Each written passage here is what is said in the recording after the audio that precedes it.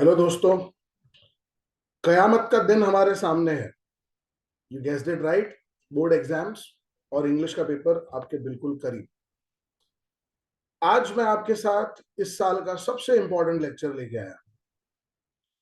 आप सब लोगों ने पूरा साल मेहनत करके मन लगा के पढ़ा है। उसके बावजूद कई सारे स्टूडेंट्स के मन में क्वेश्चंस हैं। सर, मैं बहुत मेहनत करता हूं लेकिन इंग्लिश में मार्क्स नहीं आते। क्या करूं? कौन सा आसमान फोड़ दूं? क्या करूं? कौन से तारे तोड़ दूं कि मेरा टीचर कन्विंस हो जाए? मैं बहुत मेहनत कर रहा हूं सर, लेकिन मेरे मार्क्स नहीं आ रहे, मेरे मार्क्स बढ़ नहीं रहे। तो आइए आज के सेशन के थ्रू समझने की कोशिश करते हैं क्या है वो मंत्र, क्या है वो ट्रिक्स जिनकी मदद से आप बोर्ड एग्जाम्स में, स्पेशली बोर्ड एग्जाम्स में, क्योंकि हमारा और कोई मकसद तो है नहीं, बोर्ड एग्जाम्स में आप 90 अबव स्कोर कर सकते हो। मैं अपने 25 साल के अनुभव से आप सबको यही चीजें आज समझाने और सिखाने की कोशिश करूंगा। वीडियो थोड़ा लंबा हो सकता है, 30-35 मिनट का, लेकिन उम्मीद करता हूं कि एक एक मिनट का आपको मैं वैल्यू दूंगा। तो प्लीज कहीं पर भी वीडियो को छोड़ के मत जाइएगा, पूरा वीडियो देखिएगा। एक और इंपॉर्टेंट बात, इस वीडियो के लिंक में आपको कई सारे प्लेलिस्ट और पीडीएफ्स भी मिलेंगे जो आपकी मदद करेंगे इस एग्जाम्स के लिए। तो पूरा वीडियो देख लीजिए, समझ लीजिए, और फिर पीडीएफ्स और वीडियोस के थ्रू पढ़ाई कर सकते हैं। साथ ही साथ आप मुझे भी कांटेक्ट कर सकते हैं और आपके पर्सनलाइज्ड डाउट्स के लिए मैं अवेलेबल रहूंगा। So without wasting time, let's concentrate on today's topic.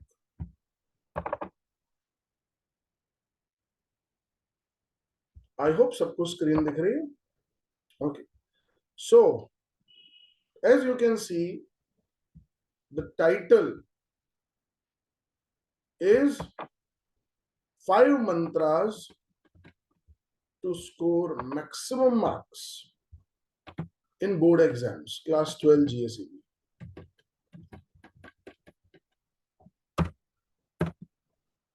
5 मंत्र मैंने आपके लिए दिए हैं जिनके जरिए आप बोर्ड एग्जाम्स में मैक्सिमम मार्क्स स्कोर कर सकते हैं। अब मैं आगे बढ़ूं उसके पहले एक तस्वीर आपको दिखाता हूं। बहुत इंटरेस्टिंग तस्वीर है। ध्यान से अगर आप देखेंगे तो इसमें एक हाथी है, एक शेर है और एक लोमड़ी है। आपने कभी सोचा है जंगल का राजा शेर क्यों होता है? देखिए, अगर ताकत की बात हो तो सबसे ज्यादा ताकत हाथी के पास है। दिमाग की बात हो तो लोमड़ी जैसा तेज दिमाग किसी का नहीं है। लेकिन शेर जंगल का राजा है क्योंकि वो स्मार्ट वर्क और हार्ड वर्क का कॉम्बिनेशन जानता है। तो आपको भी जंगल का राजा बनना है। आपको समझना है कि आप पेपर में क्या करें। ऐसा सी ज्यादा मेहनत करने से भी सक्सेस नहीं मिलेगी और सिर्फ स्मार्ट वर्क करने से भी नहीं होगा। हमको कॉम्बिनेशन चाहिए हार्ड वर्क और स्मार्ट वर्क का। आइए, मैं आपके लिए 5 मंत्र लाया हूं और 5 मंत्र में स्ट्रेट अवे बता देता हूं आप लोगों को। मंत्र number 1, prepare your own strategy. कोई जरूरत नहीं है A B C D E में जाने की, अपनी स्ट्रेटेजी बनाओ। तो आइए सबसे पहले मंत्र पे ही काम करते हैं। बेटा, आपको पता है और मैंने कई बार क्लास में डिस्कस किया है, हम जो स्ट्रेटेजी फॉलो करेंगे वो है A D E B C. Section A सबसे पहले, उसके बाद सेक्शन डी, उसके बाद सेक्शन ई, उसके बाद सेक्शन बी और सबसे उस आखिर में सेक्शन सी। क्या पर्पज है उसके पीछे?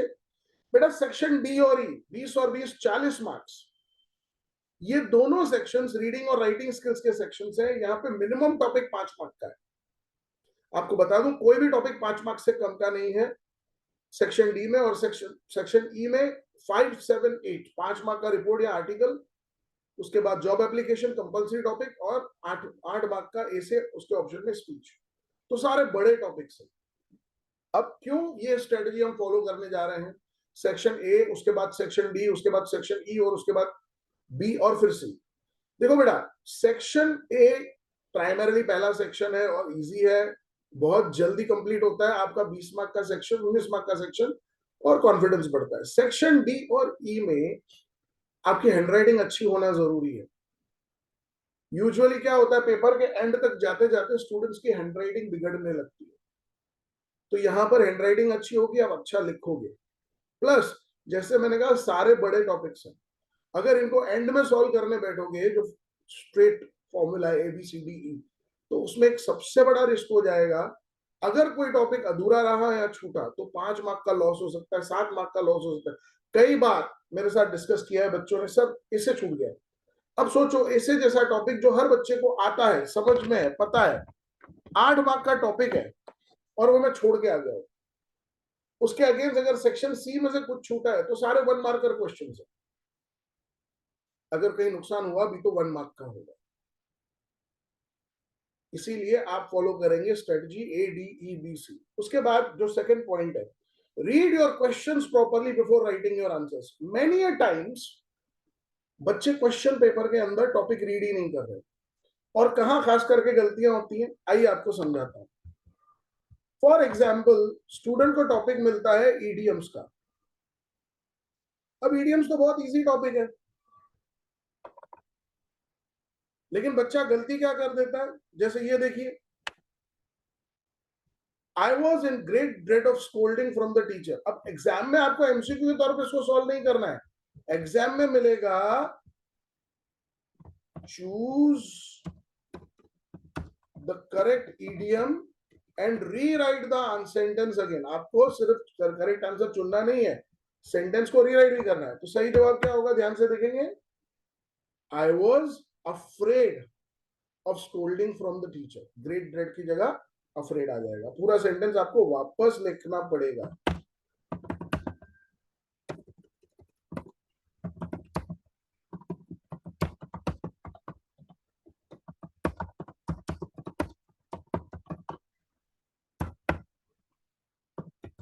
मेरी बात याद रखिएगा, आपको पूरा सेंटेंस रीराइट करना है।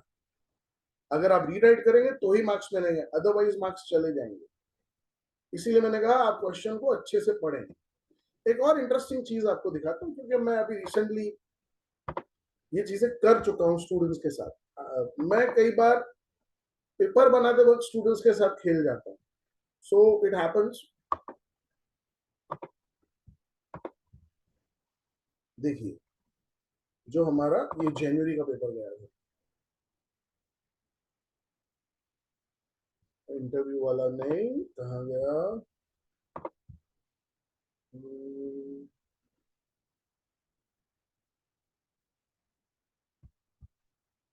हाँ ये रहा, देखिए इस पेपर में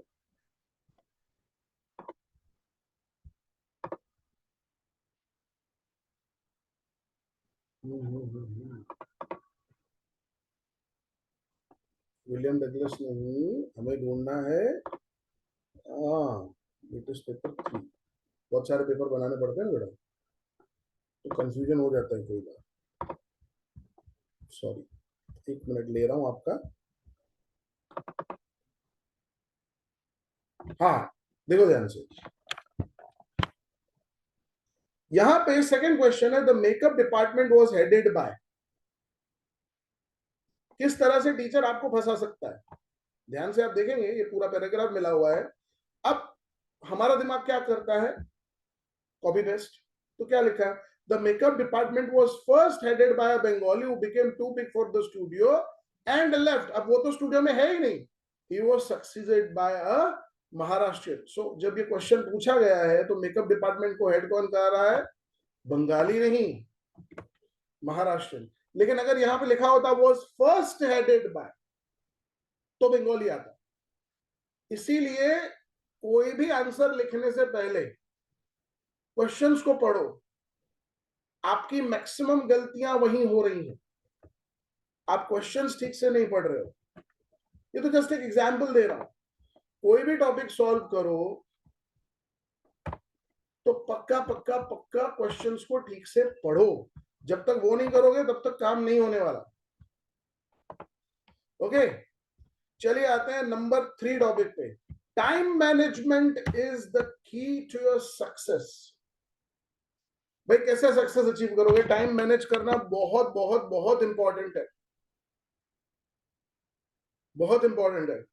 तो क्या करें सर, कितने टाइम में क्या खत्म करें, वेटेज के अकॉर्डिंग वर्क करो। सी 200, सॉरी, आपको मिलते हैं 180 मिनट, और 100 मार्क का पेपर है, दैट मीन्स 1.8 मिनट्स पर मार्क। अब आपको मैं आज एक एग्जैक्ट रोड मैप दे रहा हूं, उसको फॉलो करिएगा। आपका सेक्शन ए, सेक्शन डी और सेक्शन ई,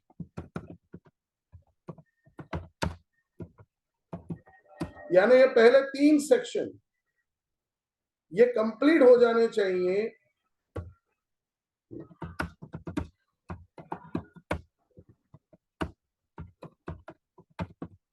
पहले 100 मिनटों में, 1.5 घंटे से थोड़ा ऊपर हुआ।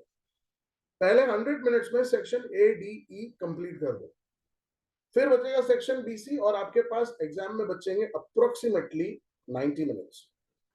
तो आराम से पेपर पूरा होगा। चलो माना लिखने में देर हो गई, तो हम एक कंफर्ट लेते हैं 110 मिनट्स, बट उससे ज्यादा नहीं।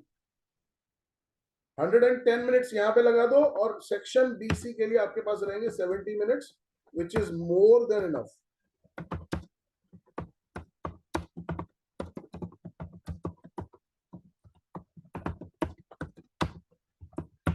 ये एक्चुअली आपका 60 मिनट्स में हो जाएगा।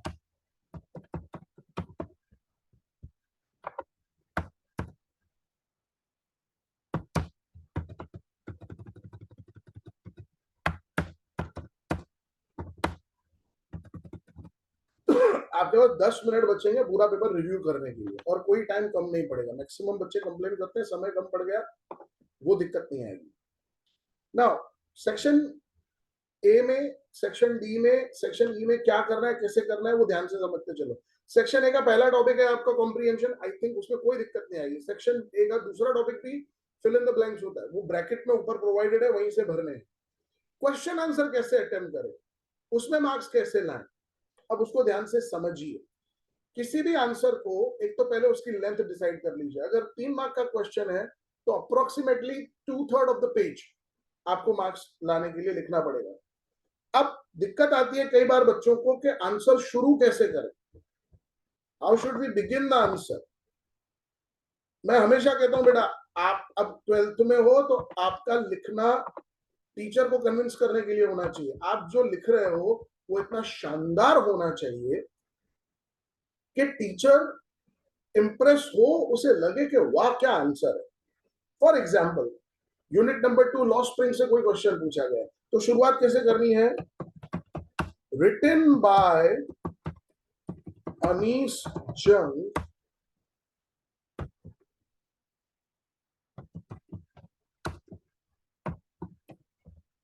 law spring is an emotional unit that takes us on a journey where we observe and feel the pain and sufferings of the underprivileged children. अब आपका इंट्रोडक्शन अगर ऐसा हो तो टीचर कन्विंस होता है कि यार वाह क्या आंसर है, उसके बाद आप आंसर लिखिए। कोई दिक्कत नहीं आती है बेटा 2 लाइन लिख देने में, लेकिन ये 2 सेंटेंसेस बिल्टअप करेंगे आपके आंसर पे, वो बहुत बढ़िया होगा। सॉरी, डीप वाटर के लिए लिखना हो तो written by William Douglas. Deep water is an inspirational unit where author talks about his struggle with the phobia of water, how he became afraid of it and how he overcame that fear. बस इसी तरह के introductions आपको लिखने हैं ताकि आपका लिखा हुआ आंसर टीचर के लिए बहुत, कैसे कह सकता हूं मैं उसको टीचर, मैं अपने 15 साल के पेपर करेक्शन के अनुभव से बोल रहा हूँ, जब कोई ऐसा आंसर लिखा हुआ था मैं बोलता हूँ यार वाह क्या लिखा है। तुम्हारा लेवल ऑफ राइटिंग, तुम्हारे लिखे गए वर्ड्स कन्विंस करेंगे टीचर को कि वो तुम्हें 2.5 या 3 मार्क्स दे, ना कि 2 मार्क्स। तो वो जो पुराने जमाने के इंट्रोडक्शन आप लिखते हो ना, these lines are taken from, उससे टीचर को पता चल जाता है ये आंसर 2 मार्क्स से ज्यादा डिजर्व ही नहीं करता, तो गया तुम्हारा आंसर, कौन फैक्ट। यहाँ पे इस चीज का ध्यान देना।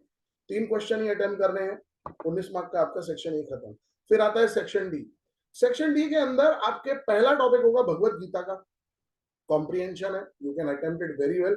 उसमें एक ही ट्रिकी क्वेश्चन होगा, क्वेश्चन नंबर 5, जहां पे आपको वोकैबुलरी से रिलेटेड क्वेश्चन पूछा जाएगा, उससे ज्यादा कोई दिक्कत नहीं। उसके अगेंस्ट पोएट्री कॉम्प्रिहेंशन है, वो भी एक शानदार टॉपिक है, आपकी सुविधा पे है, आप जो चाहो अटेम्प्ट करें। सेक्शन डी का दूसरा क्वेश्चन सॉरी, सेक्शन डी का दूसरा क्वेश्चन होगा बेटा नोट मेकिंग के ऑप्शन में डेटा इंटरप्रिटेशन। डेटा एनालिसिस करते वक्त 3 चीजों का ध्यान रखें, 5 मार्क का टॉपिक है, वेटेज है 131, 1 मार्क इंट्रोडक्शन, 3 मार्क एनालिसिस और 1 मार्क कंक्लूजन की। अब इंट्रोडक्शन लिखते वक्त डेटा, उसका प्रकार, उसके बारे में जानकारी दीजिए, उसके बाद एनालिसिस लिखिए और एंड में कंक्लूजन दे दीजिए। मेरी बात याद रखिएगा, डेटा इंटरप्रिटेशन में अपना दिमाग नहीं लगाना होता है, जो डेटा आपको मिला है वही आपको इंटरप्रेट करना है, वही आपको एनालाइज करना है, अपना खुद का कुछ भी नहीं लिखना है। वन मोर थिंग, अगर डेटा पुराने समय का है, से फॉर एग्जांपल हिस्टोरिकल डेटा है, जैसे बार चार्ट बना हुआ है 2002 से 2005 का, या एक्सपेंसेस का पाई चार्ट बना हुआ है ईयर 2017 का, तो इसका पूरा एनालिसिस आपको पास्ट टेंस में लिखना है, याद रखिएगा, उसका बहुत वैल्यू है। आपने प्रेजेंट में लिख दिया, आपका आंसर ही रॉन्ग हो जाएगा, टीचर ग्रामेटिकल एरर के मार्क्स काट देगा। सो बी कॉशियस इन दैट। उसके बाद आ जाता है बेटा आपका एडवर्टाइजमेंट। याद रहे आपके सिलेबस में जो एड्स हैं वो टेक्स्ट बेस्ड एड्स हैं, क्लासिफाइड है, तो कोई पिक्चर, कोई डिजाइन बनाने की जरूरत नहीं है। ध्यान रखें कंटेंट 50 वर्ड्स में कंप्लीट करें। पोस्टर आपके सिलेबस में है नहीं, बट इनकेस पूछा लिया जाए तो कोई चिंता मत करो, सिंपल ड्राइंग बनानी होती है नहीं सिलेबस में। एज पर बोर्ड गाइडलाइंस आपके सिलेबस में टेक्स्ट बेस्ड एड्स है, दैट इज क्लासिफाइड। उसके बाद जो आखिरी टॉपिक है आपका वो है ईमेल। ईमेल एक वास्ट टॉपिक है, फॉर्मल इनफॉर्मल कोई भी हो सकता है। मैं इस वीडियो के साथ एक पीडीएफ अटैच कर रहा हूँ राइटिंग स्किल्स का, जिसमें हर तरह के ईमेल के एग्जांपल्स आपको मिले हुए हैं विद द फॉर्मेट्स, सो आप वहां से स्टडी कर सकते हो। आ जाते हैं सेक्शन ई में। सेक्शन ई में पहला होता है आर्टिकल के ऑप्शन में रिपोर्ट, आपकी कन्वीनियंस के हिसाब से फॉर्मेट्स आप, जैसे मैंने कहा, इस वीडियो के साथ अटैच कर रहा हूं, वहां पर देख लीजिएगा। प्लेलिस्ट भी प्रोवाइड कर रहा हूं, तो टॉपिक्स के प्लेलिस्ट हैं चैनल पे, वो वीडियोस भी देख सकते हो आप लोग। सेक्शन ई में आर्टिकल लिखना है या रिपोर्ट, ये आपकी चॉइस है, समय दोनों में सेम लगता है। फिर आता है job application. As per board guidelines job application 2 हिस्सों में बटा हुआ है, एक है एप्लीकेशन लेटर और एक है रेज्यूमे। 3 मार्क वेटेज है एप्लीकेशन लेटर का, 3 मार्क वेटेज है रेज्यूमे का, और 1 मार्क है प्रेजेंटेशन का। इस तरह से 7 मार्क का टॉपिक बनता है। So please be very careful. और ये ऐसा टॉपिक है जिसमें 7 on 7 हमको कई बार मिले हैं और मिल भी सकते हैं, इसीलिए लिखते वक्त अगर आप अच्छे से लिखते हो, mark my words, you will win this topic like anything. उसके बाद आ जाता है आखिरी टॉपिक सेक्शन ई का, दैट इज एसे के ऑप्शन में स्पीच। अगेन अपनी कन्वीनियंस और अपने कंफर्ट के हिसाब से लिखना।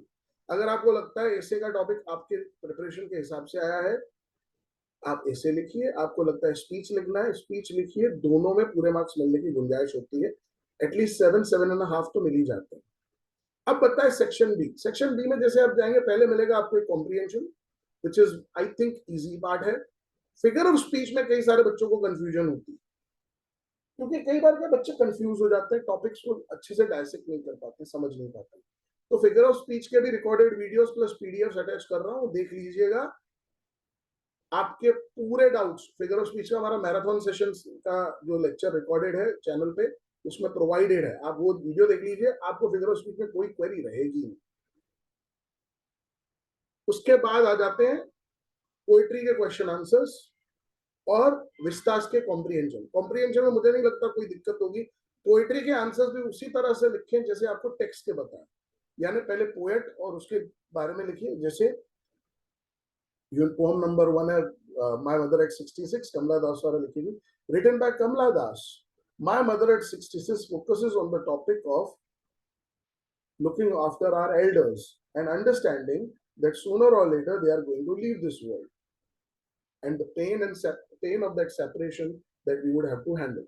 ये सारी चीजें आप लिख सकते हो, समझे बेटा? अब बारी आती है सेक्शन सी की। पेपर के अंदर बच्चों को इस चीज को लेकर सबसे बड़ा डर होता है, और मैं जानबूझ करके हमेशा कहता हूँ सेक्शन सी सबसे आखिर में अटेंड करो। मैं फिर से कह रहा हूँ, पेपर रीड करते वक्त सेक्शन सी को देखना भी मत, एकदम आखिर में जब सॉल्व करने बैठो तब। कई बार बच्चे डिमोरलाइज हो जाते हैं। पहले 80 मार्क का पेपर अच्छे से निपटा लो, उस 80 मार्क्स को अपने पास सिक्योर कर लो, आखिरी के 20 मिनट में 30 मिनट में हम सेक्शन सी देखेंगे। पॉइंट नंबर 1, सेक्शन सी के अंदर एक एक टॉपिक को इंडिविजुअली अटेम्प्ट करो। फॉर एग्जाम्पल एरर करेक्शन है तो 6 टाइप्स के एरर होते हैं, आपको सिखाया हुआ है मैंने, उसको देखो, उसको जज करो। पंक्चुएशन मार्क्स इजीएस्ट टॉपिक है। डायरेक्ट इनडायरेक्ट स्पीच में 2 चीजें याद रखना, मैं ज्यादा तो इस छोटे से लेक्चर में नहीं समझा सकता, बट 2 चीजें याद रखना। पॉइंट नंबर 1, आपको सिर्फ उतना ही हिस्सा सॉल्व करना है जो इन्वर्टेड कॉमास के अंदर है, और दूसरा रिपोर्टेड स्पीच हमेशा पास्ट टेंस में होती है। ये 2 चीजें याद रख के करोगे तो आराम से 4 में से 3 मार्क ले लोगे बेटा। अब बच जाते हैं डू एज डायरेक्टेड। ऑप्शंस मिले हुए होंगे, बहुत कॉशियसली, बहुत ध्यान से सॉल्व करने। आप सबके पास हमारा स्टडी मटेरियल ऑलरेडी है, टॉपिक्स के वीडियोस मैंने चैनल पे डाल रखे हैं, लिंक्स आपको डिस्क्रिप्शन में मिल जाएंगे। मंत्र नंबर 4 है प्रेजेंटेशन मैटर्स द मोस्ट। क्यों कह रहा हूं ऐसा? आप जितनी बार आंसर लिख के कट करोगे, आप जितनी बार खराब हैंडराइटिंग लिखोगे, उतने आपके प्रेजेंटेशन के मार्क्स डिडक्ट होंगे। इसीलिए मैं हमेशा कहता हूं it's better to think then right. पहले सोचो फिर लिखो, कोई जल्दबाजी नहीं है लिख के सोचने की, कट करने की कहीं पे भी कटिंग करो मत। एक और चीज बताता हूँ, एक हैक बताता हूँ आपको। यूजुअली इसके बारे में बात नहीं करते लोग। अगर आपसे कोई मिस्टेक हो गई है, अगर आपसे कुछ गलती हो गई तो उसको करेक्ट मत करो, रहने दो। कई बार हम टीचर्स भी पढ़ते वक्त चीजों को ओवरलुक करते हैं, लेकिन अगर आप अंडर उसको कट करते हो तो हाईलाइट होके आ जाता है सामने, भाई आपने मिस्टेक तो की है, और प्रेजेंटेशन बिगड़ता है सो अलग। It's not applicable at all situations, but sometimes अगर एक माइनर, जैसे फॉर एग्जांपल हेल्पिंग वर्ब आगे पीछे हो गया है, इज स्टूडेंट की जगह स्टूडेंट इज लिख दिया है, अंडरस्टैंडेबल है। कई बार हम भी इस चीज को ओवरलुक करते हैं, भाई लिखते हुए बच्चे से गलती हो गई। Last, don't be adventurous. Classroom में बैठकर कोई भी तरह का एडवेंचर करना आपको बहुत भारी पड़ सकता है। सो कोई चिट, कोई पेपर, कुछ भी लेके जाने की कोई जरूरत नहीं है। आप मार्क्स लाओगे अपनी मेरिट पे, अपने प्रिपरेशन पे, अपने परफॉर्मेंस पे। मेरी बात याद रखिएगा। तो अपने पेपर, अपनी परफॉर्मेंस, अपनी मेरिट के हिसाब से आपको मार्क्स लाने हैं। किसी के साथ कोई बातचीत करने की जरूरत नहीं है। पूरी देर सीसीटीवी में आपके सारे एक्शंस रिकॉर्ड होते हैं, तो कोई जरूरत नहीं है एडवेंचरस बनने की। सिर्फ और सिर्फ अपने पेपर पे फोकस करो, अपना पेपर अटेम्प्ट करो, कंप्लीट हो जाए, पेपर पूरा हो जाए, वहां से निकल जाए, पेपर सबमिट करके जैसे टाइम पे पेपर सबमिट करना होता है। बाकी कोई जरूरत नहीं है किसी भी तरह का एडवेंचर करने की। एग्जाम में 1-2 मार्क के चक्कर में आपको 3 साल का सस्पेंशन हैंडओवर हो जाए, वो बहुत बड़ा नुकसान होगा। ठीक है स्टूडेंट्स, उम्मीद करता हूं मेरा गाइडेंस, मेरी कही हुई बातें आपके लिए बहुत हेल्पफुल होंगी। इस वीडियो को जरूर देखें और शेयर करें मैक्सिमम स्टूडेंट्स के साथ। जैसे मैंने कहा, इस वीडियो के डिस्क्रिप्शन लिंक में आपको बहुत सारे पीडीएफ्स और प्लेलिस्ट मिल जाएंगे, जिनके थ्रू आप प्रिपरेशन और अच्छे से कर पाएंगे। मेरी तरफ से आपको बहुत बड़ा थम्स अप है। आप बोर्ड में बहुत अच्छे रैंक्स लाएंगे, बहुत अच्छे मार्क्स लाएंगे। मेरी दुआएं, मेरी ब्लेसिंग्स हमेशा आपके साथ हैं। महादेव आपके साथ हैं। Be good, do good, prepare well, and come out with shining, what should I say, shining bright colors. God bless every one of you. आप सब लोग बहुत अच्छा पेपर देने वाले हैं. It will be the easiest question paper that you have ever had. Thank you so much, students. God bless.